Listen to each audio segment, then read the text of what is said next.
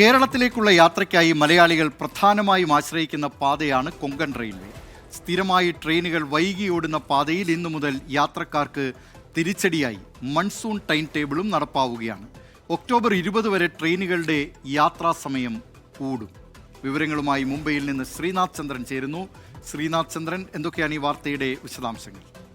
രാജ്യത്തിനകത്ത് ഒരുപക്ഷെ കൂടുതൽ മലയാളികൾ കേരളത്തിലേക്ക് എത്താൻ വേണ്ടി ആശ്രയിക്കുന്ന പാതയാണ് കൊങ്കൺ പാത.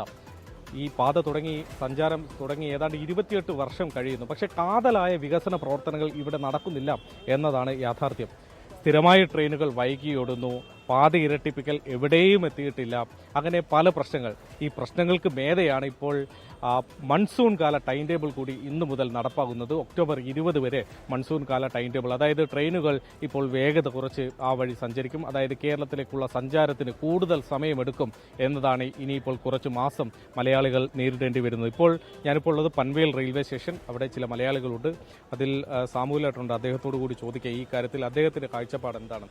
ഇത് കുറെ കാലമായിട്ട് ഈ ബുദ്ധിമുട്ട് നമ്മൾ സഹിക്കുന്നുണ്ട്. 2003-ലും 2004-ലും ഉണ്ടായ മേജറായിട്ടുള്ള അപകടങ്ങൾ മൂലമാണ് ഈ ടൈം ടേബിൾ കൊണ്ടുവന്നത്. പക്ഷേ ഇപ്പോൾ കഴിഞ്ഞ ഏതാണ്ട് 20 വർഷത്തിന് മേളിലാകാൻ പോകുന്നു. ഇതുവരെ അതിനൊരു സൊല്യൂഷൻ കണ്ടെത്താനായിട്ട് റെയിൽവേക്ക് കഴിഞ്ഞിട്ടില്ല എന്നുള്ളതാണ് ഒരു ദൗർഭാഗ്യകരമായ കാര്യം. രണ്ടാമത്തെ കാര്യം, എല്ലാ സ്ഥലങ്ങളും ലോല പ്രദേശങ്ങളല്ല. ആ ലോല പ്രദേശങ്ങൾ മാത്രം കണ്ടെത്തി അവിടെ വണ്ടി തീർച്ചയായിട്ടും നമുക്ക് സ്പീഡിൽ ഓടിക്കാൻ പറ്റത്തില്ല.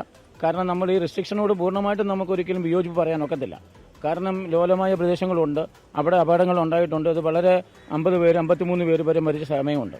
അപ്പം അതുകൊണ്ട് ആ ലോലമായ പ്രദേശങ്ങൾ കണ്ടെത്തി അവിടെ വേഗത കുറച്ച് ബാക്കിയുള്ള സ്ഥലങ്ങളിൽ മാക്സിമം വേഗതയിൽ ഓടിക്കാൻ പറ്റുന്നത് കണ്ടെത്തുക എന്നുള്ളതാണ് ഒന്നാമത്തെ കാര്യം. രണ്ടാമത്തെ കാര്യം എന്ന് പറഞ്ഞത് ഈ കഴിഞ്ഞ നീണ്ട വർഷങ്ങളായിട്ട് എന്തു നടപടികൾ ഇതിനുവേണ്ടി സ്വീകരിച്ചു എന്നുള്ളതിന് ജനത്തിന് യാതൊരു അറിവുമില്ല. കാരണം ഇങ്ങനെയുള്ള തുടർച്ചയായിട്ട് 20 വർഷത്തിന് മേളിലായിട്ട് ഇങ്ങനെ മുമ്പോട്ട് പോകുമ്പം അതിനുള്ളതായ ഒരു നടപടി ഉണ്ടാകണ്ടേ? അതിന് റെയിൽവേ ഭാഗത്തൊന്നും ഉണ്ടാകുന്നില്ല. തന്നെയല്ല, ഇപ്പം നിലവിൽ 3 മണിക്കൂറും 4 മണിക്കൂറും സ്ഥിരമായിട്ട് വണ്ടികൾ ലേറ്റായിട്ടാണ് വന്നുകൊണ്ടിരിക്കുന്നത്. മിക്കവാറും ബോംബെക്ക് വരുന്ന വണ്ടിയൊക്കെ മിക്കവാറും ലേറ്റാണ്. നാട്ടോട്ട് പോകുമ്പോഴും അതേ സ്ഥിതിയാണ്. അപ്പോൾ ഈ ടൈം ടേബിൾ കൂടെ മാറ്റം വരുമ്പോഴത്തേക്കിന് യാത്രക്കാരുടെ ദുരിതം വളരെ കൂടുകയാണ്. എല്ലാ വർഷവും ചടങ്ങ് പോലെ ഈ ട്രെയിനുകൾ സമയം കൂട്ടി നൽകി വൈകി ഓടിക്കുന്ന പതിവ് മാറ്റി എന്തെങ്കിലും ഒരു പ്രതിവിധി ഇതിന് ഉണ്ടാക്കാൻ കഴിയുമോ എന്നതാണ് ജനപ്രതിനിധികൾ അടക്കമുള്ളവർ, കേരളത്തിൽ നിന്നുള്ളവർ കേന്ദ്ര സർക്കാരിന് മുകളിൽ സമ്മർദ്ദം ചെലുത്തി ചോദിക്കേണ്ടത്. പൻവേലിൽ നിന്നും വരുൺ വടശ്ശേരിക്കൊപ്പം ശ്രീനാഥ് ചന്ദ്രൻ, 24.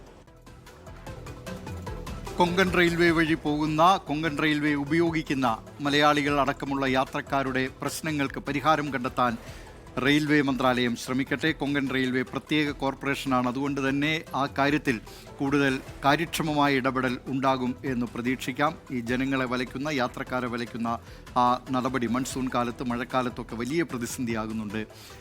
വിവരങ്ങൾ നൽകിയത് മുംബൈയിൽ നിന്ന് ശ്രീനാഥ് ചന്ദ്രൻ.